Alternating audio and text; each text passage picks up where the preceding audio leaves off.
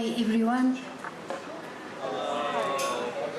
I understand that you had a very busy day today. So this session is where you actually sit back and relax and just enjoy the show. We're just starting a minute late because the Statistician-General first just wanted to meet Bakang, Christine and Julian. But he's here now. We can start. SG. I'll call you. Yes.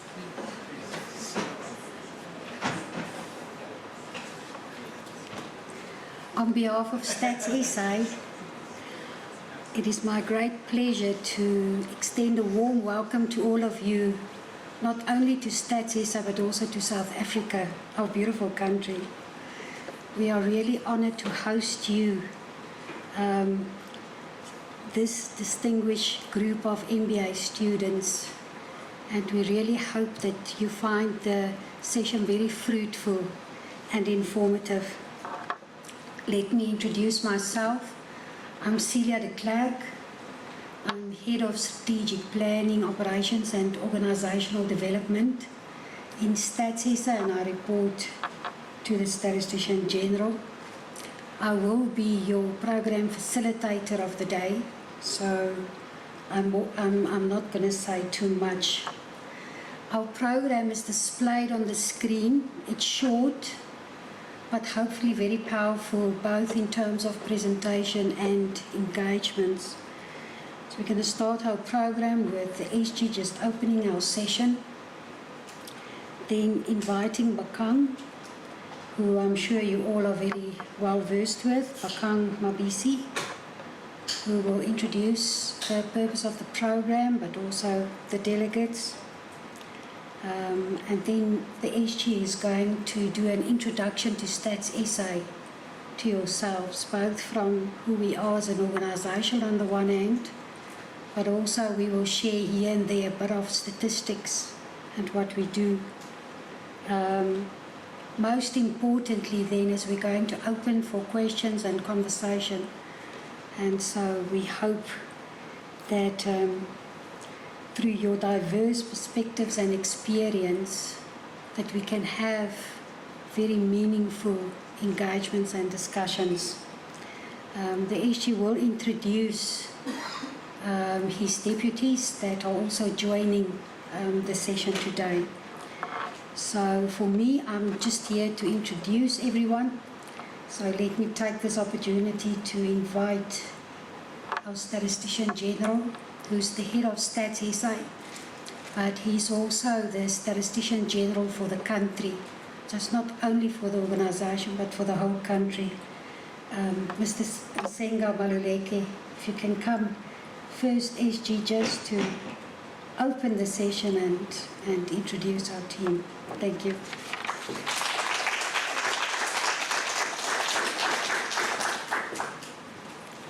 You must always be very careful who you clap hands for before they speak. Let me greet you all this afternoon. I usually say that I don't want to speak twice on the program, but I don't know how they got me to speak twice, because then it behaves like you are in a monopoly of some sort. And it's not supposed to be so. The one other thing that because I expected that there would be many of us from Wharton. Now that I see that there are not many, I feel bad that we didn't invite the second tier of leadership after the deputies, because we want to spend more time in engagement than in presentations. But let me again greet you all and indicate that when Brandon first made contact with us, this amongst ourselves, when he first made contact, I said that it's granted, because whatever is a way in which we would want to engage with the people like yourselves who are dealing with the real issues of leadership, not those of us who are practicing potentially about to go out on pasture, but those of you who have aspirations for the future and leading the world into a better place. But as I welcome you, what kind of a world are we talking about? What kind of a world are we headed into?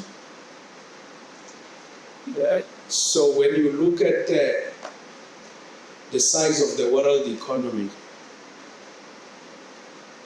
and the colleagues here will remind me, the United States occupies about 26%, followed by China at 16%. To cover those 10 percentage points will require a lot of time between the two economies. Then the others, including those in the G7, used to be G8 until Russia was sent out, was the number 8. So when they counted, we usually count from 1, 2, 3, 4, 5, 6, 7, 8. But I don't know how the world works. They counted from 8 and went backwards to 7. So this is the world you're going to receive, which starts by having all people you call your friends around you, and somehow, for whatever reason, all of a sudden they are not your friends. This is the world you're going to inherit. The share of South Africa's economy to the world is about 2.4%. And then comes all the other economies, including the stronger economies like Switzerland. Of course, Switzerland is there high. Switzerland and Qatar. Qatar's share of economy as a size is relatively small, but relatively well off, including its per capita GDP and the way the wealth is distributed and the way the people are having the share of the wealth. But numbers are something. So when you look at the share of a country's wealth at any given moment, you can say the per capita GDP is very good, but it doesn't tell you who's poor.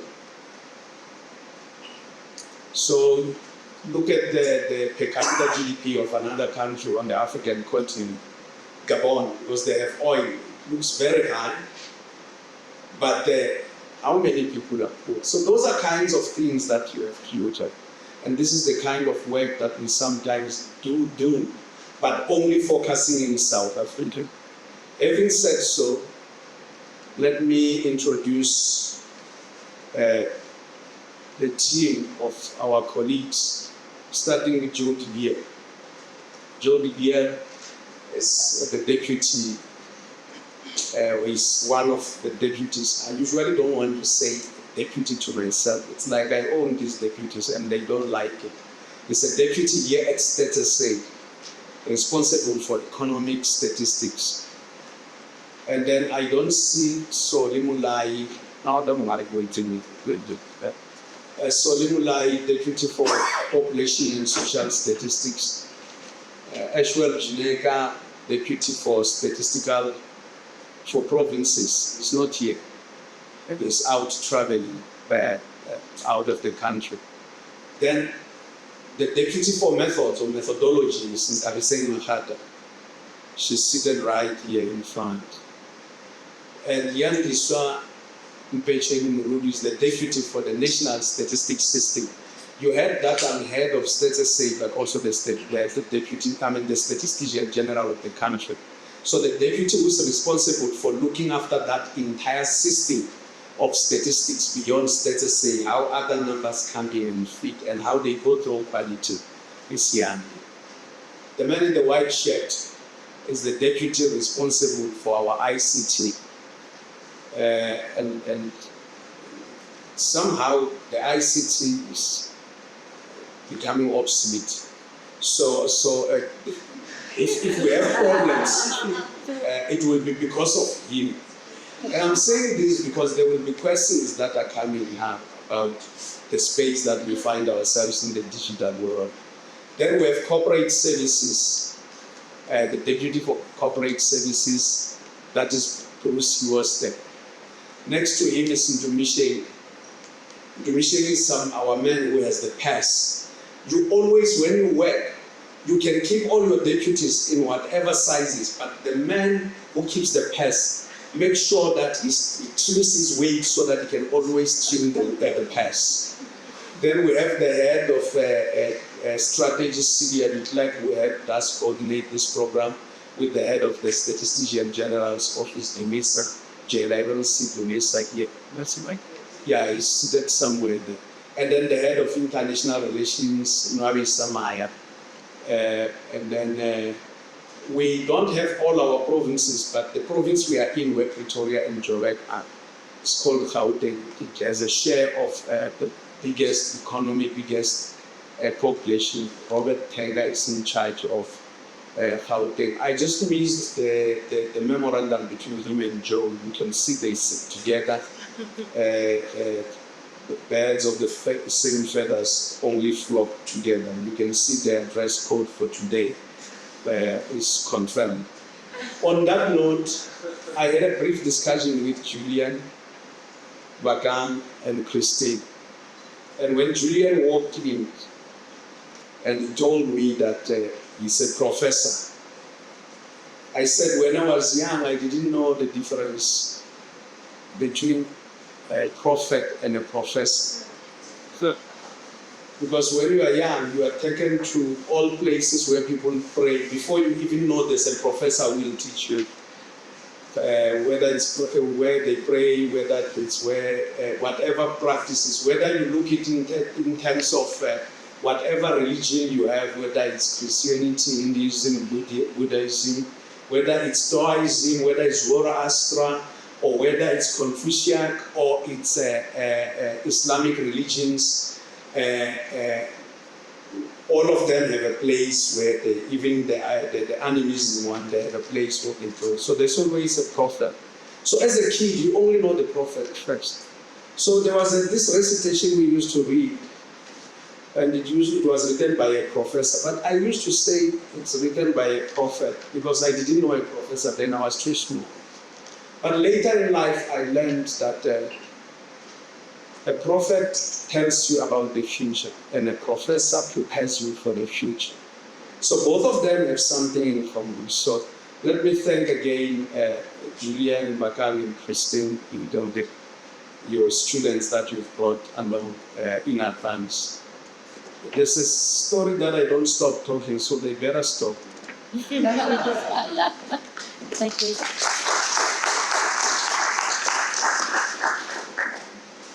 Thank you. Next on our program, I want to invite the phone with DC just to introduce the program to us, the delegates. Thank you.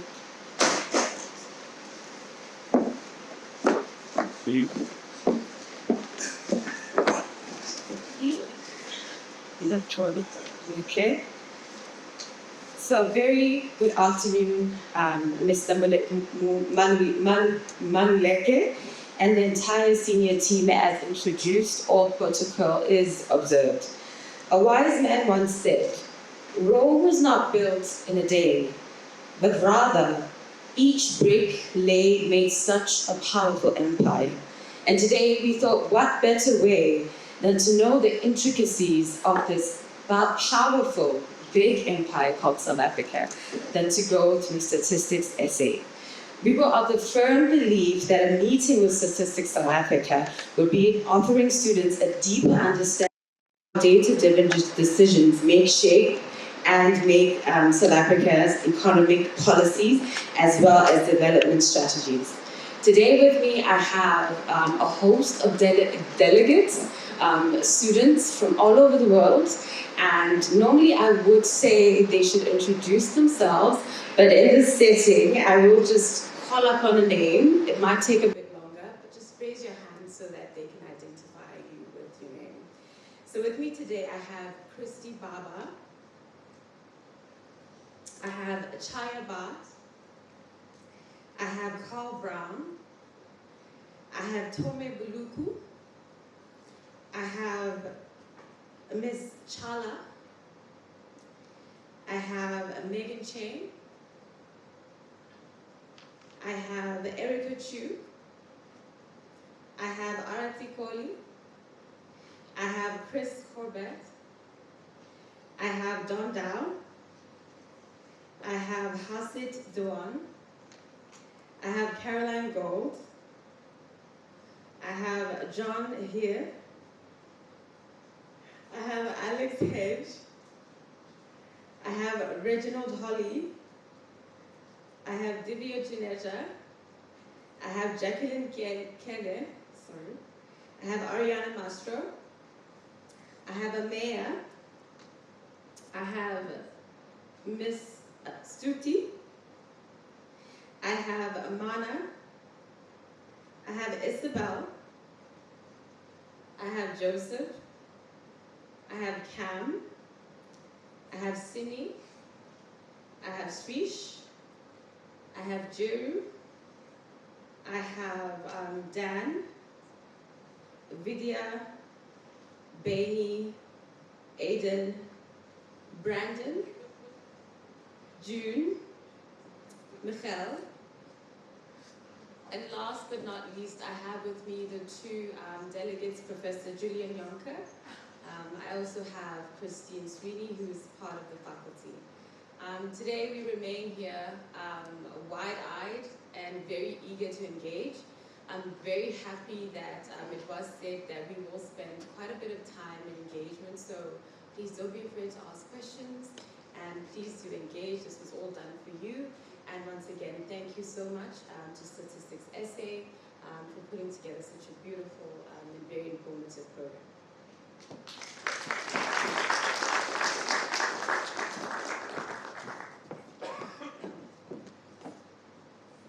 SG, I forgot to tell the students, who I see are very youthful, that all of us at EXCO are working here for more than 25 years, and some of us more than 35 years.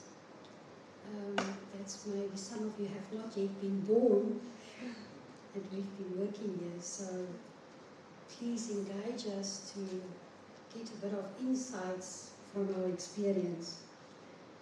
Let me just switch on.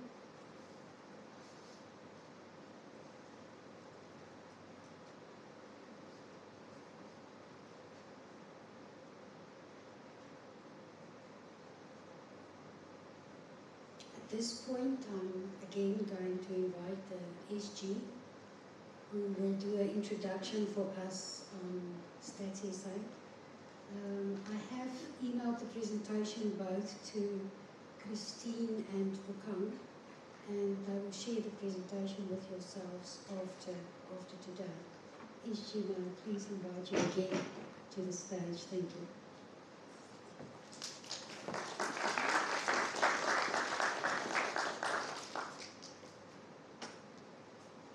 Thank you, Celia. Thank you once more. Brandon, I didn't know there are two Brandons here, because there's the other Brandon that I understand is not around, who, when he contacted me, I said it's granted. Brandon,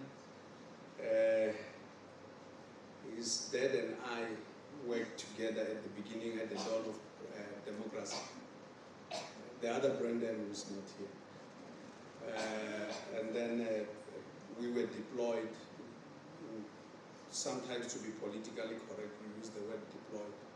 We were deployed in the northern parts of the country to help set up government. We were young, potentially not as young as some of you, but we were really young. So there is no ceremony for young people to graduate into maturity, except the responsibilities that are thrust upon you in life. I listened to all the names. I might not remember all the names, but I know, Bakang, when you started. The student you introduced was Christy Baba in your list, which you didn't share with me. And the last student you introduced was Michael. before you introduce the two colleagues. So I do sometimes listen, because my job is to listen to the colleagues here to tell me what I need to say. So even what I'm presenting here, they told me what to say, and I will just regurgitate it the way they trained me, because I'm trained to tell what they say I must tell. Let us start off by looking at the strategy. There are a lot of slides, and I want to spend more time discussing. I know in your class, and some of the colleagues here, they were so lazy to do an MBA like yourselves at Wharton. So at the Harvard Business School, there is what we call an advanced management program, where they take all the case studies that are done by your master's students, and they only make you deal with case studies. They don't make you deal with the theory, because you are already working. So some of the colleagues here have been through that program, quite grueling, and some of you may even have, when you were applying to enter Wharton, you know, when you want to go to, Wharton, you want to go to the Harvard Business School, and sometimes some of your friends who could not make it at Wharton and Harvard Business School went to the Massachusetts Institute of Technology. So I know that your parents spend a lot of time sending you there to go and camp for a week to write entry examinations, and you have to make sure you make it. So we know, and I know it through these colleagues who have been there, because when they come back, they tell stories about what they went through when they were there, for those of us who never got a chance to be there. So, but we are going to talk about the strategic overview of StatsSA. We are going to deal about the demand and supply of information and the data ecosystem. So I'm going to gallop. So you better make notes if you can make notes, so that you can ask the clever ones the questions. This one who stands here, he has a lot of limitations. So don't ask him difficult questions. They are the ones who will answer the difficult questions. Why do we have a National Statistics Agency? Why do we have an agency like StatsSA? One is to make sure that we have evidence-based decisions, not only for government or for business leaders like yourselves, but largely for everyone. Imagine you are driving a vehicle without a dashboard, or you are driving a vehicle with a dashboard and it's telling you your tank is going down to empty. You are not going to ignore it. The first thing you stop is at a filling station to get some petrol or diesel. I know when you are in the US, you left some of your countries calling it petrol and diesel, now you are calling it gas. So we know those kinds of things. So to get gas. Now, that's how decisions are made, but also for transparency and accountability, because the nation has to know. Research and analysis, students, scholars, and the like. But the most interesting thing about this is that, why do we talk about accountability? It's in the next few slides that I will come to. What is the role of StatsSA? I'll skip a lot of slides because they've already been sent and you will receive them. Is to collect, produce, and disseminate information to make sure that we coordinate producers of statistics and guarantee the independence of a statistical function. This function of independence is built up in the way we are established as StatsSA. One of the things is that most of you, when you start working, unless if you are going to work for a law firm, especially in some developed countries, including in the United States, when you work there, when you start working, doesn't matter whether you have an MBA or not, they put you to the basement. You are a rookie. You go to the basement, you photocopy paper. You will build your way up and become an associate in time. That's how it works in the world. But I know when you work, you go there, as you start rising in your careers and becoming managers and potentially be own self-made businessmen and women, you will have to present some reports at some stage. So you present the report to your supervisors, to the board, or the results to your shareholders. So one of the things that is very critical with us in terms of the independence is that the numbers, so the Statistician-General reports to the minister, who reports to the president. But it's quite interesting. When we release reports, I don't go and brief the minister first. The minister, the president, members of the public, and any other person see these numbers when they are released for the first time in public. Why do we do that? It's because of this independence. Because you don't want a situation where I want to start saying that the economy is not growing, or prices are hitting the poor, or unemployment is rising very high, and the political leaders say, no, we have an election next week, or the president has something to say next week. Not that they have done that, they've never done that before, they respect the law. So to make sure that we are not perceived to be under any undue pressure, we release the numbers equally to everyone at the same time. We have laws that govern us. We have the Statistics Act, the African Charter on Statistics. We also had what we call the United Nations Fundamental Principles of Official Statistics. So we meet as world statisticians. So when I arrived here last night at about 10 o'clock, I had just concluded a meeting in New York at the United Nations Statistics Commission, and we are dealing, amongst other issues, as world statisticians on issues of development of statistics from all over the world. Now, let us look at how we are established. We will start from the bottom, because this is the one who's talking to you, the Statistician-General. What we do, mainly the two functions of the Statistician-General, is to execute the act. When you are a CEO, one day is to make sure that you bring maximum value to your shareholders by making sure that you keep your customers. So here we execute the Statistics Act, we defend our methods. I've already spoken about Ntabi in methods, and make sure that we uphold independence and designate statistics as official. How does statistics become official? There are some statistics that come and they are so bad we can't even express opinions, especially those that come from outside. Those ones we put a disclaimer, poor quality statistics. Then there are some statistics that meet a level of quality, but those that meet the level of official statistics are the ones that we also put prescripts that when they are released and when they are made public, there must be no political interference on those. I've already said the Statistician-General reports to the minister, who reports to the president, but the president has a role. The president appoints and removes the Statistician-General. So if you want to test it, when you step out of here and you think I haven't done a good job, just write a letter to the president and say, please remove him, he doesn't know what he's doing. And then don't worry, I'll come and get a job when you start having your companies, because I'll be unemployed all this time. But we have what we call the Statistics Council that advises both the minister and the Statistician-General. And if for whatever reason they give pieces of advice to me and I don't take them, they have to inform the South African public through Parliament that the Statistician-General refused to take advice. And I have to go and explain why I could not take advice on behalf of these colleagues. So it's not just they just give advice for the sake of it. It's not like you just wake up and say, today it's very cold, I'm not going to accept this advice. There are so many reasons why you can't accept that. The size of Stats SA, we are sitting at about 3,300 posts, but only 2,598 are filled. The rest are vacant, owing to lack of money. So here we are funded by government. And when we are funded by government, sometimes government gives us little money, and we can't be able to fill all the positions.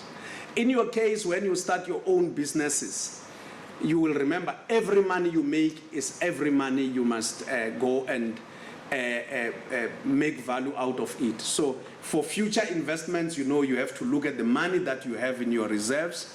You also have to look at the shareholding, whether you will have other people, including bringing other people who are coming in, or you have to go and get funding from a loan in the form of a bank rolling by whoever will charge you interest. So these are some of the things you're going to deal with in life. In our case, I can't say money is guaranteed, because if it was guaranteed, we would always be having a lot of money. We don't have lots of it. We do struggle like you will face in real life. The vision is improving lives through the data ecosystem. Simple thing. In any ecosystem, you must know, you must strive to remain at the top of an ecosystem. Because if you don't remain at the top of an ecosystem, you get eaten up. So if you're at the bottom like grass, you get eaten up by other animals. And then those animals have to provide meat to others. There are those who will come and get a steak, whether they want a rib eye or whatever. But in the event you don't, you are not sent to the shop in the refrigerator in the form of a rib eye, the lions and the hyenas are waiting for you. So you have to be the top predator in a data ecosystem, like a lion, a crocodile, and the like, so that when your time comes, you only die of natural causes, not because someone has eaten you up. So in business, it will be an environment where lives big fish and small fish, and some fish eat others. Always remember that. I'm going to gallop. We have what we call the National Development Plan. And in the National Development Plan, it's the plan for the nation. It tells us what we need to do. On the left-hand side, we are in one region called SADC, where we have a few countries in Southern Africa. We have protocols, and we also have the agenda for the whole, Agenda 2063 for the whole continent of Africa, and the global sustainable development goals. And this year, Yandi, we are reporting again back to the United Nations. Yeah. So at a national level, we go all the way to local government, but our test is here.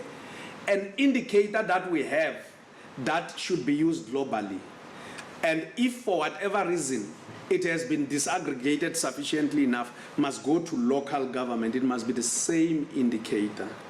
So the Sustainable Development Goals, don't be too pleased. We only are reporting 72.3%. We still have more to cover. Countries are struggling. Some are reporting at 33% at the stage, 52%. So all we want is by 2030, when our political leaders made a decision, little did we know that 2030 will one day come. You know, when people make strategies and plans, they always think the time will never come. So one of the things you should know, whatever visions and strategic plans you put in place, you must know that the time you want to achieve them will come. In our case, we can put Agenda 2063 at an African level. Nations can put 50-year strategies. If you go to China, China puts a 50-year strategy.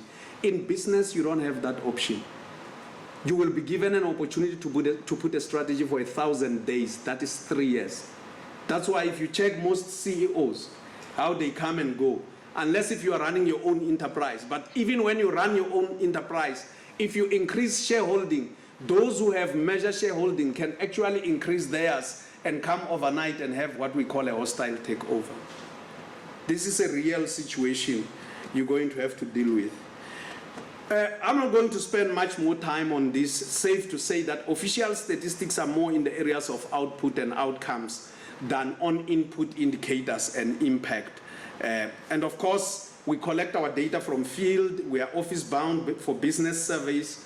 And we also have what we call administrative data sources, where we get them from other institutions whose job is not to produce statistics, but as a byproduct of their work, they produce statistics. For example, the police, when they are reporting crime, they are generating statistics. Department of Health, they know as every day people go to clinics and the like, a byproduct is statistics. So as owners of business, what is it that one day you will gain from byproducts, which becomes your main business, but it's somebody else's byproduct? And not only that, you should remember one day that when you are in business, those who have succeeded in business are not those who have gone to produce services that they want people to come and pay money instantly. That is short-lived. Are those who actually create value. When you create value, every one of yours are having a Samsung or an iPhone here. Someone went to create value, and now we are searching our pockets. The responsibility of a business person is not to rob people, but is to make sure that they search their pockets willingly, including when they will one day go on debt, and still pay for the value that you give them. So what value are you going to make? The value we try to create here at Statistician, we talk about people of South Africa, the economy of South Africa, living conditions, the natural environment. And of course, we have a lot of products, people, living conditions, and the economy, all the way. We actually have ballooned them. And we can come and say in people of South Africa, we have about 63 million people. Don't worry, we don't have to write an exam after this. The majority of them are in the province called Gauteng, where we are, where Pretoria and Joburg are.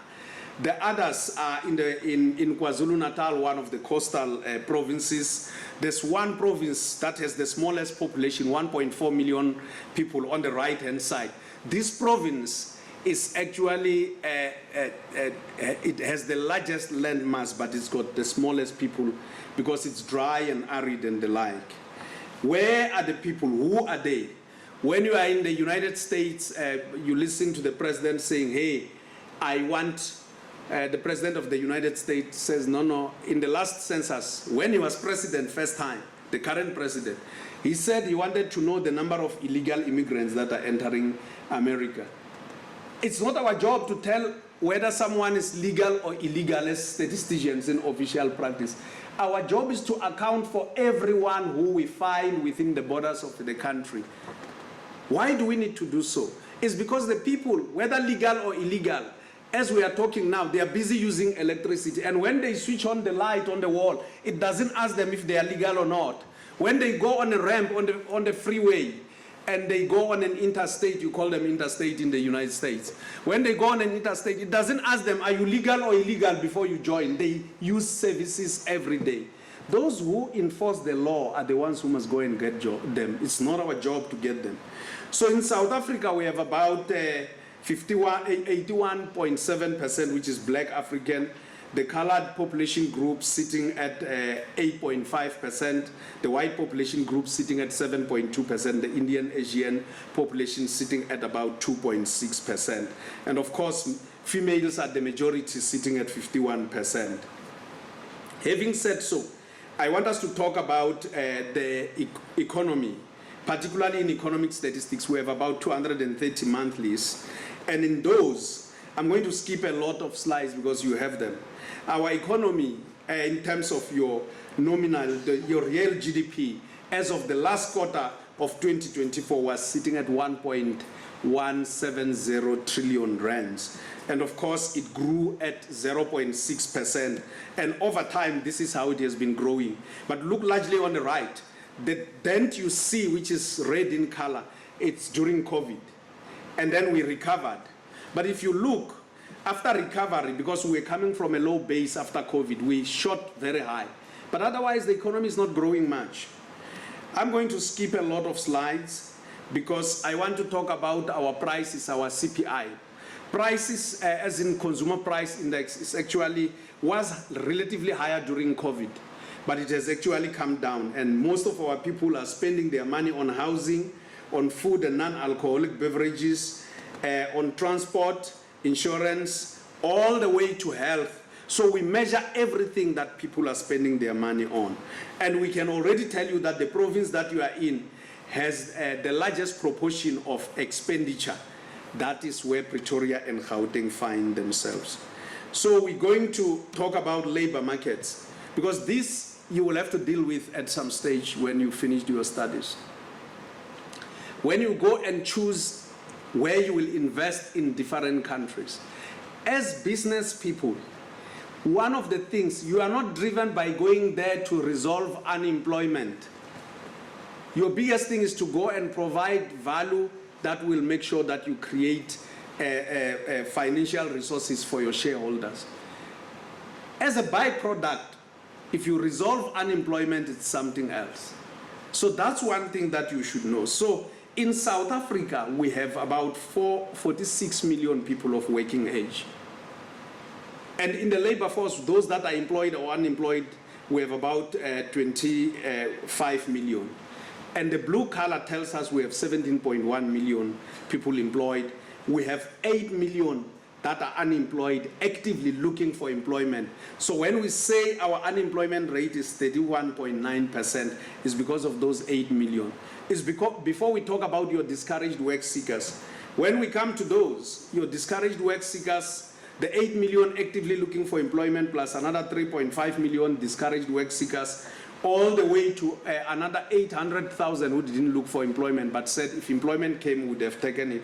We have 12.3 million people who are unemployed in South Africa. That brings an expanded unemployment rate of about 42%, 41.9% to be exact. I'm not going to worry you a lot about the provinces because I know you want to know much about the living conditions. Income, 68%, 68.8% comes largely from work. The rest comes from imputed in the form of own dwelling, where we ask people if you were to look at the value of your dwelling or your house and impute how much you would be paying as rent. So this is income that comes from that. Otherwise, 10.4% from pensions and other income. And where do people spend a lot of money in South Africa? Largely in housing, electricity, gas and water. And of course, they spend on food and non-alcoholic beverages, transport and insurances I've already spoken about. But the poor feel it the most because their expenditure, 68% of their expenditure sits in housing and food. And of course, in terms of provinces, you can see that when you start unpacking, the rural provinces have lesser income coming from salaries. It's because there are no industries there. And when there are no industries, you usually struggle having to deal with income. I want to talk about the environment. We deal with the tourism satellite account, and of course we look at accounting in terms of water accounts, the use survey, and of course we work closely with other key partners. So we can even tell you in the space where water is, where the catchment areas are, whether it's Breed on the map or Umgeni or Moi, we can already tell about that. These are different colors where people are benefiting from where the sources of water are. And we can talk about key indicators in the form of evaporation in percentage form, surface runoff ratios in terms of the water, in terms of reserved outflows, all the way to exploitation index. But as I gallop towards concluding, because I know that you want me to conclude, you want us to talk more about outcomes. I want to talk about the digital transformation. Where is Calvin now? He didn't want me to talk about that when he's here. He ran away. You see, he first moved from here, he sat halfway there, and he thought I'm not watching him. He sat next to Dumisa at the back, and somehow he found a way of going out. Yeah. But you can see digital transformation has a lot of space. And amongst other things, we're looking at issues of technology, insights, customers, business models, and vision. And these colleagues, when you start asking questions, they are going to talk more about that. And of course, you have the data value chain in the form of data acquisition, processing, data integration, analytics, and of course, data visualization. That is the way we deal with data, from the point we collect it all the way to the point when we present it. And of course, we have already spoken about where we put it confined to economic, social, and the like. Look, I would want to go further, but I want us to go more to questions. I've skipped so many slides. Celia, you wanted me to talk about this one. The new skills that we require: data analysts, data engineers, data scientists. I guess many of you will be leading businesses. Some of you in your electives will choose some of those courses, but some of you as future entrepreneurs, you will be, before you finish your studies, you will be finishing on that. I've learned that some of you are already in your final year, which is your second year of your MBA, so you are about to go and experience that. Very soon you will be asked to go and acquire all these people. This slide says Ndihela Kwala, so it's complex. You will never understand it because it's spoken in Ndihela Kwala means I finish here. So when I was a boy growing up in the village, we used to write letters for our mothers and fathers, who, particularly for our mothers who could not read and write, because they stayed in the rural areas or in the outer provinces. Our fathers were migrant workers. So mothers and fathers, because our mothers could not read and write, mothers and fathers could not end a letter like, I love you, my husband. Because if we had those words, Julian, coming from our mothers, according to village legend, we're going to go blind. I mean, deaf if we had them. If we wrote those words on behalf of our mothers, we were going to go blind. That was village legend. I don't know, but we always... So mothers and fathers had to find a standard way of ending a letter than saying, I miss you or I love you. They would say in the hela kwala. It was a standard way. It operated in different languages in South Africa. In one language, they would say, Kifeza or Namo, Kifeza or Nafa. They would say, and they would say, and this is how they ended the letter all over South Africa. But when people are empowered, those who were empowered would be able to say, I love you, my husband. I love you, I miss you, my husband. That's when you are empowered. Never, and never again. Mandela once said, never and never again should we allow any section of our society to remain so disadvantaged that even when they want to express themselves on anything that matters the most to their hearts, like love, they have to defer to somebody else.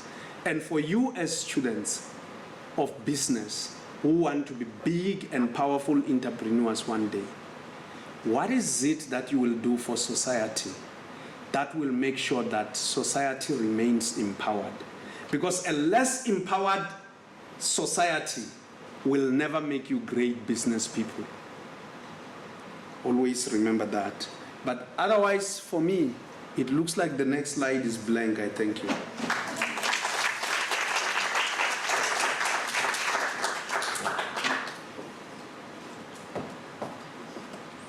The questions are not answered. You don't want to take the stage again. No. Colleagues, thank you. Thank you, SG. Always very powerful presentation by yourself. Dear colleagues, dear students, this is your time to engage us as Stats SA on any question. Because I don't know your name, please just introduce yourself again. We in the audience will we will note your questions, and the relevant DDG will respond to that. Thank you. You can go ahead there. Yes.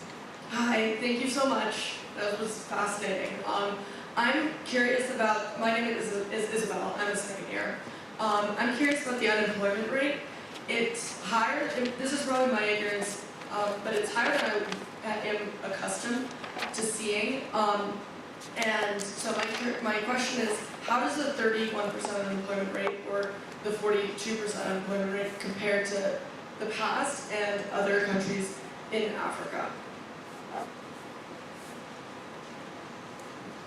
Thank you, Isabel. I think let's just pass around the mics, and maybe we should go row by row. At the back, we'll start at the back.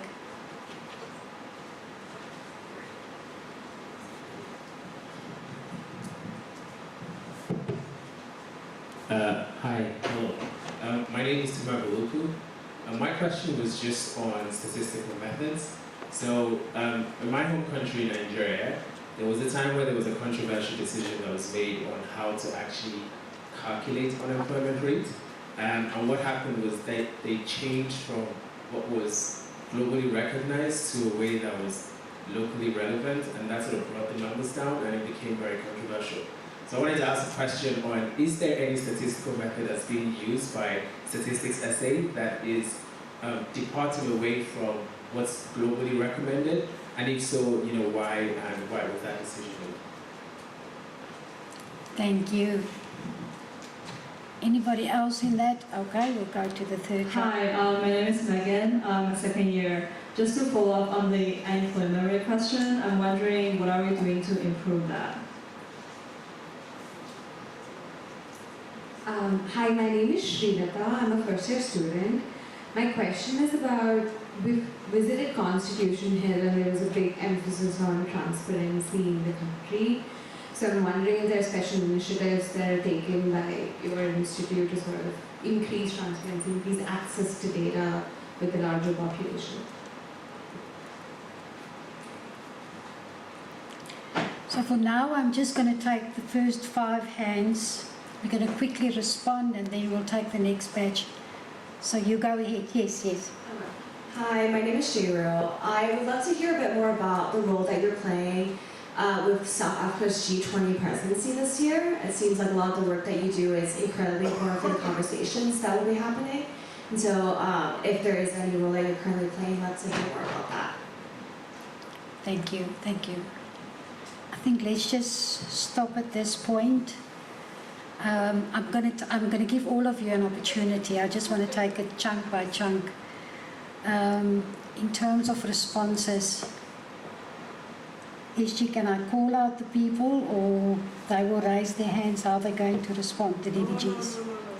You know, Soli is not here. Yanni will talk very well on this. He has always spoken on that, but the questions are all set for all of them. Okay, Yeah. all right. Can I have the mic here? The mic.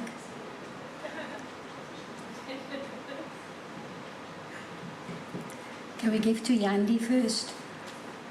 Thank you.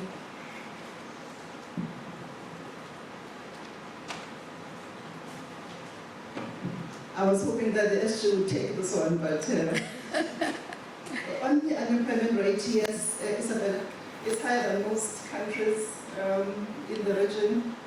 And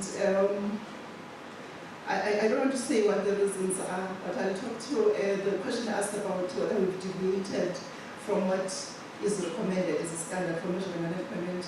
We have an official unemployment rate with the SG's top 2, where we follow the International Labour Organization standards. So we're good there. But where we deviated was adding the expanded unemployment rate, which you spoke to. Because then we look at people who have not looked for work but are available. He talked about discouraged work seekers, so that's the deviation that we did. And on the, what are we doing to reduce this? Celia, the SG presented on the integrated indicator framework. So policy areas, we are not in the policy making space, have to take our numbers and then go and see what policy interventions they should come up with for the unemployment rate to go down.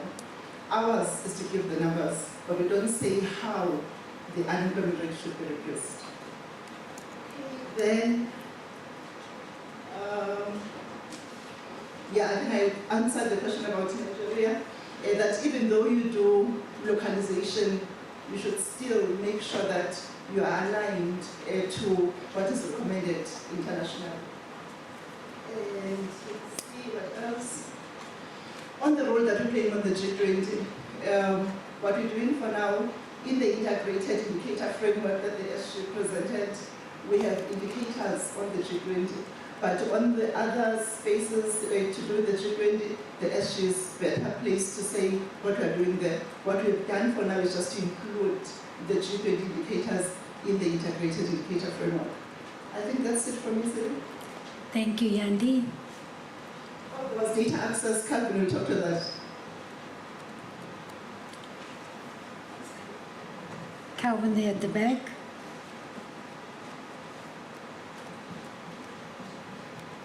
Okay, good afternoon. On the issue, I think it was Sheila, talked about transparency. I wanted what are we doing to ensure that people do get access to the data. I think as the Statistician-General indicated, first of all, as we release all our products, we ensure that they are reached to the public all at once, irrespective of their position in the public. One. Two, we also look at expanding beyond the usual release platforms like your website, the media. We now go also to social media to at least conscientize and alert people about the release that we do have. The biggest challenge, though, that we still have is that in certain pockets of the country where education is not yet where it should be, we have not as yet made sufficient inroads in translating our products to local languages so that every ordinary individual can actually then benefit and see how statistics assist them in their daily lives. Thanks. Thank you, Calvin. Whilst we move to Ntabi Singh, also, all statistics released by Stats SA is for free. So nobody has to pay for the actual release. So it's, part of our commitment to the public, because we receive our funding through government. We don't charge any fee for the release of statistics. Tabi? Well, Silly, you read my mind. I wanted to come in on that and indicate that statistics is a public good and it should be easily accessible to everyone. And in that regard, I think there is a slide there where the SG was sharing how we release the stats to everyone. But on the point also that Andy touched on calculating the unemployment rate, and the answer is yes, we comply with the international standard, but we also go beyond that to talk to our own local circumstances. In South Africa, we have quite high inequality. We accept that it's not everyone will be able to have the means to go look for work.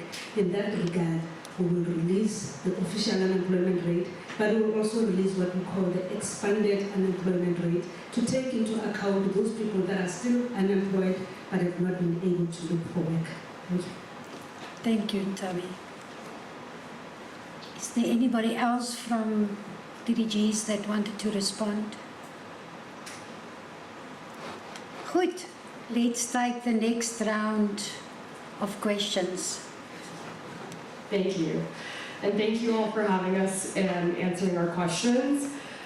I think something that we have been struggling with in the US is the fact that our data ecosystem is somewhat broken, in that we face challenges related to misinformation and disinformation, and that people don't seem to be operating from the same fact base, and they don't trust government institutions, research institutions, think tanks in the data that they're producing. I'm curious if you all have faced any challenges in terms of the South African public trusting all of you, and if social media or media tend to push back on any data that you release. Hi, my name is Divya. I was wondering what the cross-coordination across government agencies looks like. And I think this was mentioned earlier with the unemployment rate that was presented, but I guess to what extent are other government agencies asking for specific statistics or acting on the statistics you guys release? And to what extent are you guys releasing policy recommendations to go along with the statistics? Hi, my name is Jacqueline. Thank you so much. And I actually have a question that's somewhat related to that. But you all mentioned early on that you release over 200 products across various statistics. And I'm curious how you prioritize what data you're collecting and what statistical analysis you're conducting.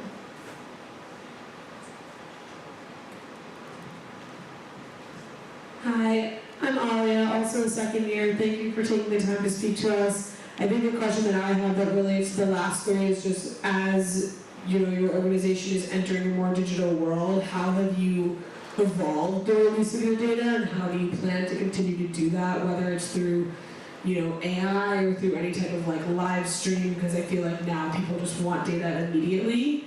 So I'm just curious how you're thinking about evolving the tools that are up on the screen. Thank you.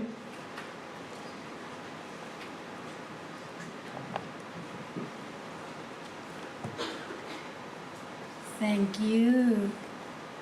I was still trying to write down the questions, but you were so quick. May I add one? Oh, yes, please go ahead. Thank you. I'm just curious which indicators you track when it comes to inequality and poverty, which of these you think are most important, and in particular when it comes to, for example, the poverty line or any such standard for judging when people are poor. What is the poverty line here? Thank you. Is there somebody here for Soli? So luckily we can delegate upwards if Yagi cannot answer. She knows most. Thank you, Yandi. I will handle the last one. In the National Development Plan, we are tracking the lower bound poverty line. So we have the upper bound poverty line, we have the food poverty line, but we are tracking in the National Development Plan the lower bound poverty line. Now, the last time we released information on poverty was in 2014-15. The next time we're going to release this will be in June this year. So in 2014-15, the lower bound poverty line, we had about 40% of the population living below the lower bound poverty line. But we'll see the new results in June this year. And on whether government departments push back on what we release,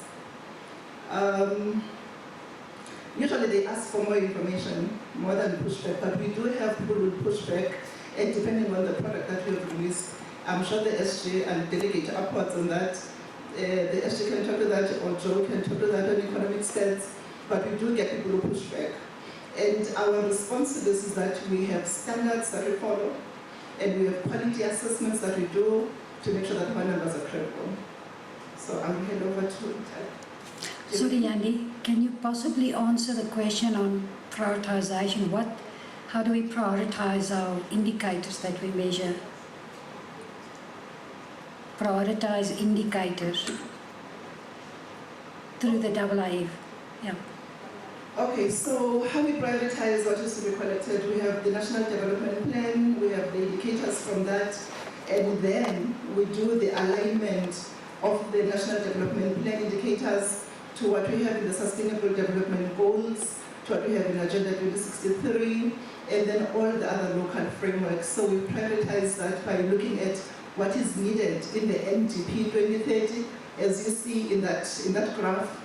Then we take the indicators from the National Development Plan, and then we align them across all those other frameworks, global frameworks, continental frameworks, up to local level. So that's how we do our prioritization.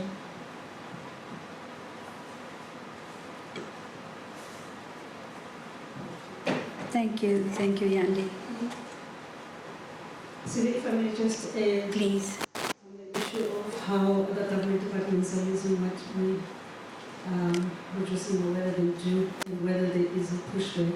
I think the framework that we have up there quite says a lot, because one of the areas that we are particularly doing, I would say fairly well as South Africa, is how we report on the SDGs, and this is the area where Yandi is sitting, where we have government departments coming from wherever on various subject matters. And when it comes to reporting on that global framework, we come together and produce one report where we agree on the numbers that go in. And so the numbers from Status A, we're able to sit down with the sister departments that are doing more or less the same work, and we agree on that one. Thank you. Maybe just to sorry, that the numbers are not only from Status A. As the SG presented, we have numbers from other government departments, we have numbers from other institutions that we use, but what we do before we report on them is to make sure that they meet our quality criteria. We have a quality assessment framework that we use to check if the numbers are credible and it should be used for reporting. I think it's Joe next. Joe?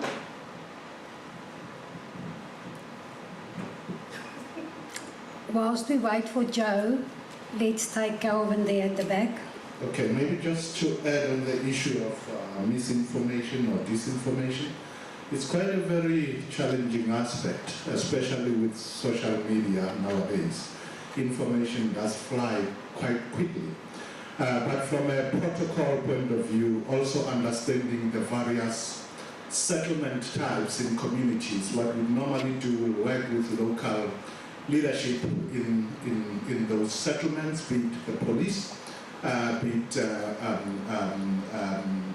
community overseeing forums, where we actually engage and alert them about our annual programs for surveys, and also heighten the identification and verification of our field staff as they then visit the various areas.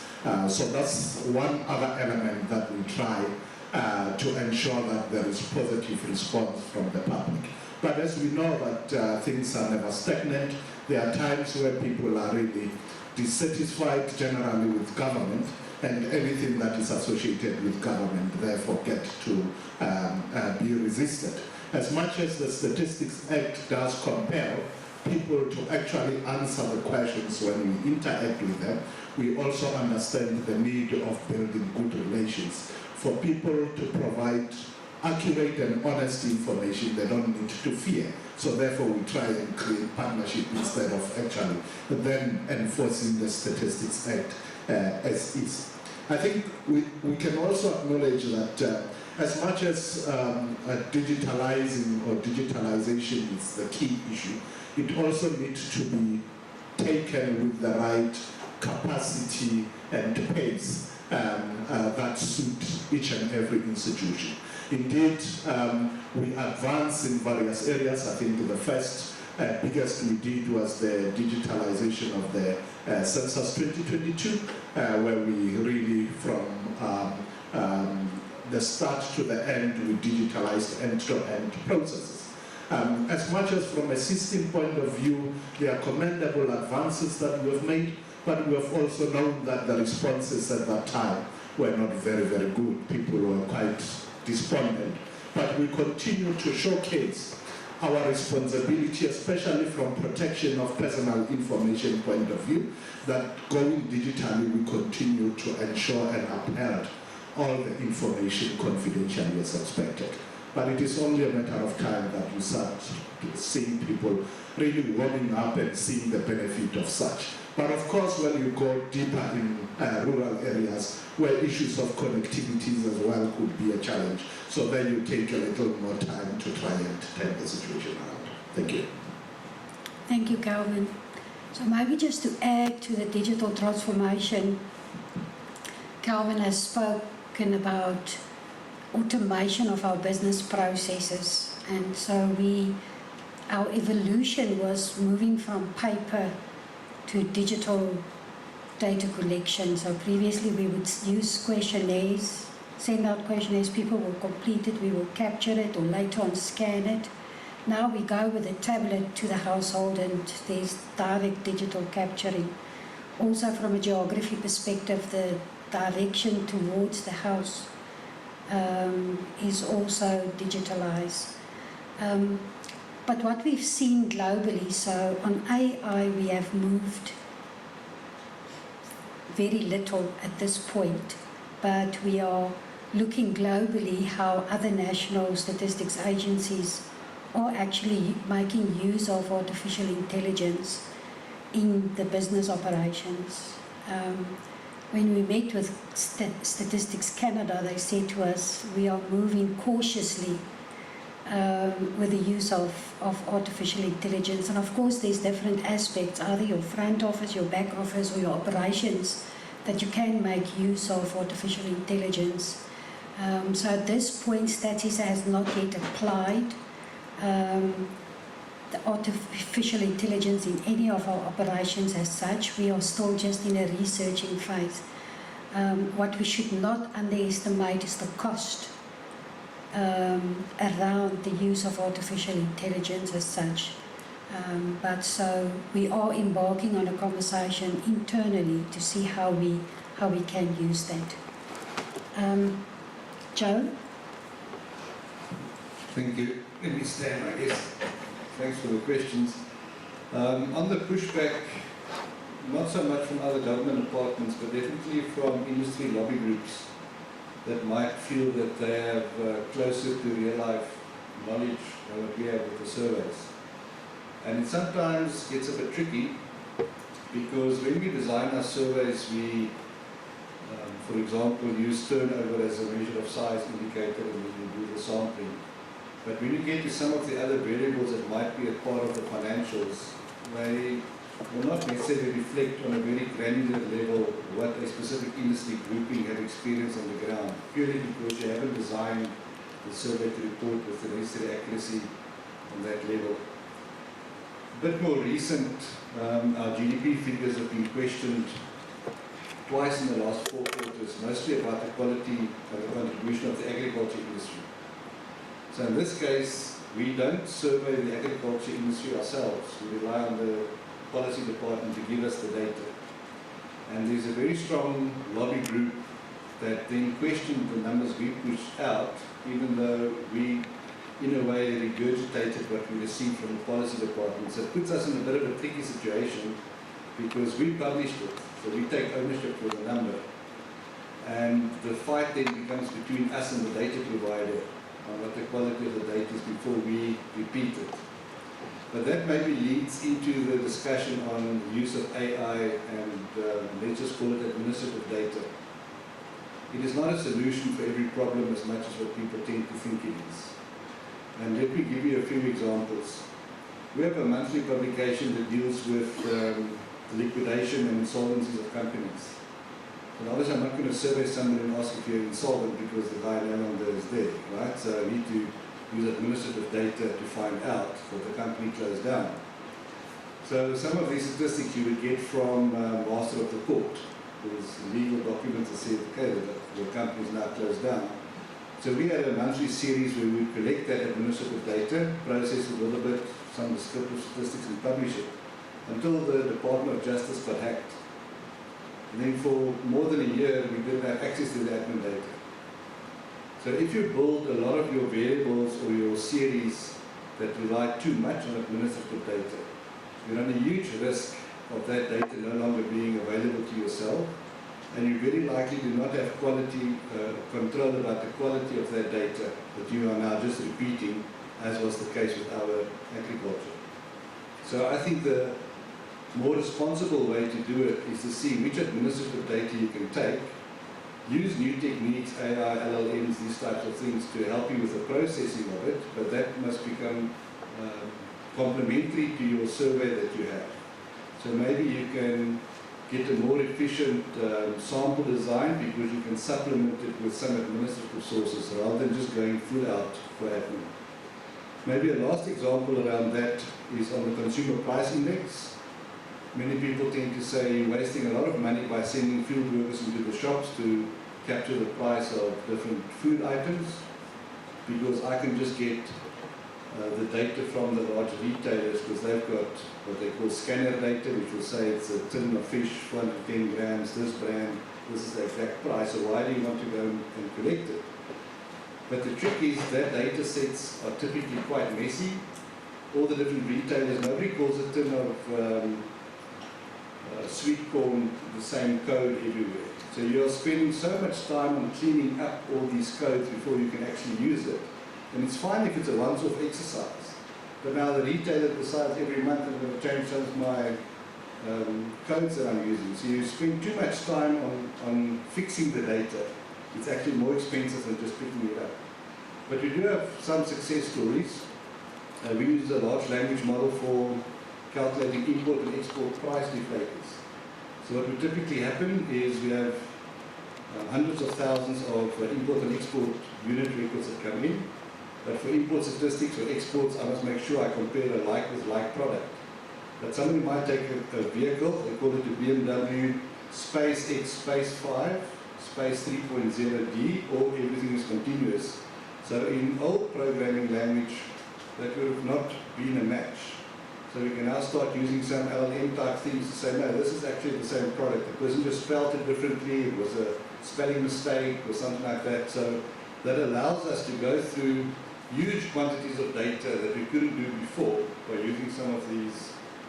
I'm a bit hesitant to call it AI because it's not that advanced yet, but there are examples where you can use it quite responsibly. Thank you, Joe. Before I delegate up to the SG to maybe respond to two things, just to share with yourselves that Statistician conducts periodically a user satisfaction survey. There was a question on the trust. Although our response rate is not that high, the results of the last survey indicated that more than 80% of the respondents actually have trust in the organisation Stats SA. So although there are incidents where people push back. I think there's a general feeling in the country that they can trust Stats SA, and then there was a follow-up question that do you trust the products that Stats SA release, and that was also above 80%. So currently the standing of Stats SA in South Africa, if we use the satisfaction survey as an indicator, does indicate there's some level of trust in the organisation. SG, if you can. Oh, Joe, you wanted to add? Sorry, let me just jump in on the trust issue quick. In our experience, the one thing that builds your trust is if you are open with the users. So if they, firstly, when you publish, you must make sure that there is some metadata available. It doesn't have to be in every manner of detail, but at least have a facility where people can have access to exactly how your questionnaire was developed. They can get a copy of the questionnaire, they can understand what you mean when you say income or sales or revenue, what's the difference between them. Be very transparent with things like revision analysis. Why did you revise? Are the revisions statistically significant or not? And what also counts in your favor is if you start building up a good relationship, whether it's formal or sometimes informal, but better, with some of the, in my area, the key economists that would comment on your publications or that gets quoted in the newspaper. Because once you publish and they see something that they are maybe surprised with, they must have the relationship with you to give you a call and have a chat, and then you can be open with them. You say, look, this is what we've done. Maybe I was also a little bit surprised about the feedback I got from businesses because I expected something a little more robust in the economy or something like that. And just have a discussion as between economists, rather than saying, oh, I'm defending my numbers to the very last. You just explain to them. And in my experience, once the people start having that personal relationship with you, they also trust that you are doing the best numbers that you can within the sample design, within the resources, but just have that open communication with the people. Publish your sources and methods on the website, people can go and read it. Have frequent little user consultations with people, explain to them, we're going to make a change, give them a few months notice if changes are coming. We recently made quite significant changes to the consumer price index. We had 2 user groups that met twice last year, explain the new classifications, explain there's going to be more products or fewer products, what you're going to do with the time series, are you going to revise, not revise. Just tell the people what's going to happen, and then they will have a better understanding and trust. Thank you, Joe. SG, if I can revert to you, specifically on the role of Stats SA and yourself in G20, as well as data ecosystem. Thank you. I want to start quickly with the issue of trust that Joe ended on. And I want to link it to yourselves. You must remember, and I want to start here. I don't know whether you have done the case study on the Coke formula. Have you ever done that? And there is a reason why Coke has never made itself available. Because if you look, in 1888, John Pemberton shared with 4 people the formula before he passed. And in 1891, when Asa Candler bought the company from the foundation, he kept the formula, and the formula was always logged in a vault so that nobody knows until 8th December 2011, when it was taken to the Coca-Cola World in Atlanta and made public.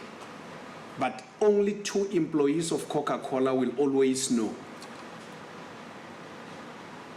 And for whatever reason, they are not supposed to talk to anybody, they are sworn into secrecy, and they are paid a lot of money, like intelligence officers.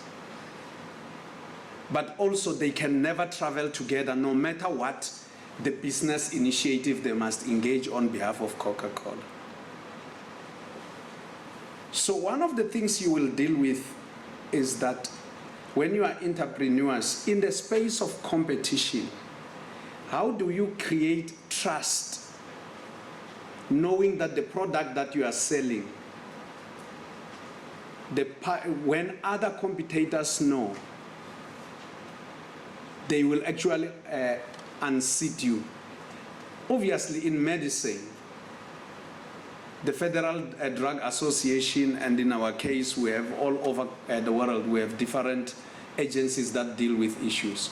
You have a patent that allows you to keep the original formula for a number of years, in which case then anyone can take from that generic formula and benefit from it. But it's not always the case in business, in the space you will be in. But for us in government, it's complex.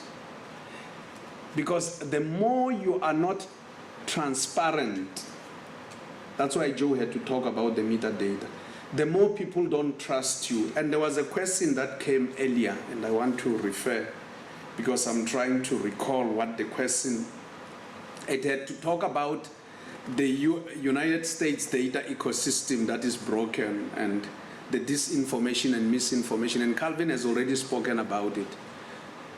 But the one thing that you must understand, why government always has to be transparent, including ourselves in statistical practice, it's because there is a lot of anti-government establishment, anti-establishment forces out there in the form of movements.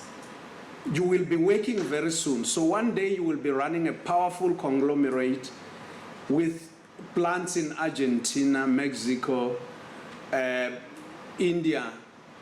You can go to different parts of India, Beijing, Guangzhou, everywhere you will have them. But one of the things you will learn is that when you start having organized labor or labor unions, they will not recognize that you are paying the workers, but they represent the workers. And when they start coming on board, they want to know how much profit you are making and how much you are making it to the workers. In some countries, you will be able to operate because the laws that govern work make it difficult for workers to want to have a share. But in certain countries where they are pro-working class countries, you will have to deal and contend more with that. But it doesn't mean that you can't operate. There were times that China was closed, but General Electric went to operate there. So you have to learn to operate within the laws of every country. Our G20. G20 will come in November, the final episode. But I think it's just about, Dumisa will, if he doesn't remember, around the 19th or the 27th of this month, where Statistician has been asked to present at one of the many, or a battery of activities that will be taking place. But from a level of government, as you would expect, we are government, we are engaged in processes of G20 in terms of the process of how it will go. Of course, I know the question you are asking has nothing to do with whether we are involved. It's more to do with the current hostilities that are there between the current G20 chairperson, who is ourselves, and the next G20 presidency, that is the United States, and whether things will work out well. You must know, and you will always know, that the world has a way in which things work. Rivers always flow in the direction where it's lesser steeper, because a river doesn't flow up the mountain. So no matter how much the differences are in the global space, and I'll not get involved on those now, no matter how much the differences are, The G20 will happen in South Africa, and the G20 will happen in the United States next year. So is the sun. It rises from the east and it sets from the west. It has never tried to rise from the west and go and set in the east. So no matter what the challenges are, and when you are there one day running companies of your own and running businesses, one of the things you will know is what are the things that have to happen and what are the things that we have to spend time haggling on. Some of them are not always important. I've already spoken a lot on transparency. I just want to talk a bit on unemployment, and that is a question of the experiences that come from Nigeria, where where unemployment is tweaked to make it look lesser. Firstly, South Africa has one amongst the highest, or has the highest unemployment in the world. I still have to see any other country that has to tell us that, particularly on the African continent or in the developing world. But it doesn't mean that some of their unemployment, other countries, is not high. It is high. It's just that they tweak it to make it suit a political edifice or a particular political establishment that is there. That's not how we work in South Africa. So we work with the International Labour Organization, and we have to tell the picture as it is. So statistics are about a snapshot. If I take a picture of us seated here today, and we're going to take a picture because they are going to take us somewhere, we are going to take a group picture. This is how we will look. Meet for your reunion about 5 or 10 years from now and take a picture. We may not be there in the picture, but will you still look the same? No. Some of you will be donning ties because you will be executives. Some of you will be going on all vegan eating and you will be thinner than you are. Some of you will have gained a little weight, as money does for those who have money. But the one thing is, the snapshot doesn't lie. So one of the things that we must do as an official statistics agency is that we must never lie. We must tell the picture as it is. There is no photoshopping in official statistics. But it's not like nations haven't done that, and it's not like we should not look at it as Nigeria alone. You know, in the United Kingdom, during the government of Margaret Thatcher, employment data was a political hot potato that it was changed to this form, this way, excluding certain sections, taking out the discouraged work seekers to fit. Remember, the government was the Conservative and the opposition was Labour, and Labour wanted to know more about employment. So it was tweaked many times until they got one guy who was the chief statistician of Australia. His name, Yandi Joe, Bill McLennan. He went in to go and sort out the office. He was followed by Mr. Len Cook. And when the numbers didn't look good, they said Mr. Cook is cooking the numbers. So the point is that you must understand that politicians in different countries will use, and it's not like they're abusing the system. The laws allow them to do so. In our country, the laws that Parliament have given us do not allow them to interfere in the methods. And how often will you have to deal with shareholders? Remember, you will have a board of directors, executive and non-executive. And you have shareholders, but you will not have shareholders every day having to walk in and shareholders have a shareholders meeting and they will tell you what they want to see and they will elect the board to hold you accountable. Pushback, I think Joe has spoken a lot about that. And then priorities. We have about in economic statistics about 230 monthlies, but we produce about 250 to 270 products per annum. So almost every day there's a product coming out of Stats SA. So because they have to come out, we don't spend a lot of time trying to prioritize. All of them are of equal importance to the users. And imagine you are running one day, you are being asked to be a member of Herod. the value, I mean the chain, the global chain that is running largely in Europe, in England. Or one day you are Walmart and Walmart is establishing everywhere.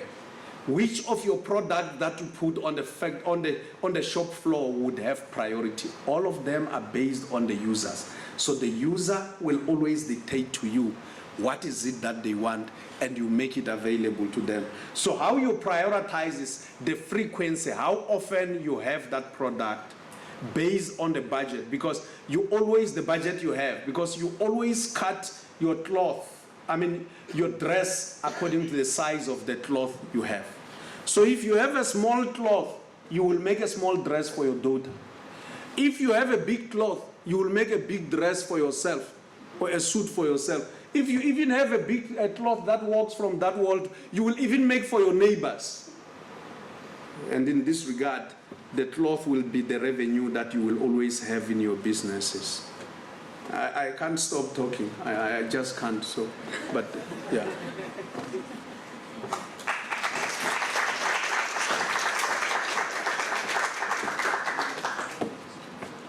Thank you, colleagues. This brings us to the end of the session. Sylvia, we have to go take pictures. They have to come there. A lot of work. You have to take pictures, please. And do that afterwards. You want to do it now? No, rather we do it here so that the pictures can be taken. Take a picture and we show that I was bribed. To present. Bakan, please come forward. Before I ask Ntabiseno DDG to close. So this is a token of appreciation from Wharton faculty to Ntate Remaruleke to say thank you, and not only to him, but it's just to the entire Stats SA team. Thank you, and thank you, and thank you. Point at which you were wondering about the height of this podium, I guess you have the answer now. I've been asked to close this session. So the quick version of it is the session is closed. The longer but quicker part of it is I have to acknowledge all of us for playing our roles in getting us here. So here it goes to Bakan. Thank you for your tireless efforts in promoting African business interests and fostering connections among leaders. Your dedication is really commendable. Thank you. To Prof. Julian and to Christine for your support and guidance through the MBA journey and harnessing the logistics for getting all of us here in this auditorium today. We thank you. We wouldn't be here. SG, as always, for your leadership in the presentation that you shared with us today. Your guidance has been invaluable, and we appreciate your presentation today, which was providing a glimpse of how Stats SA is contributing to improving the lives of South Africans through the data ecosystems. To the MBA candidates, thank you for gracing Stats SA with your presence today. We sincerely hope that the South African segment and shared experiences have been rewarding. As Zikhla puts it, if you are not willing to learn, no one can help you. And if you are determined to learn, no one can stop you. We trust that we have played a meaningful part to your learning quest today. Team Stats SA, led by our SG, thank you for playing your part and making this day a success.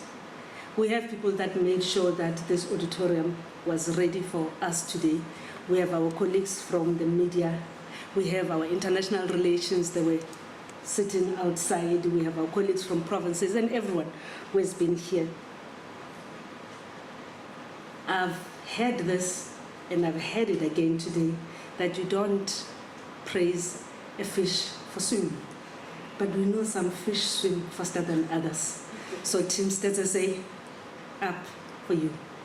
Thank you so much, and thank you for giving us a successful Monday afternoon. And now I close the session. This session is closed.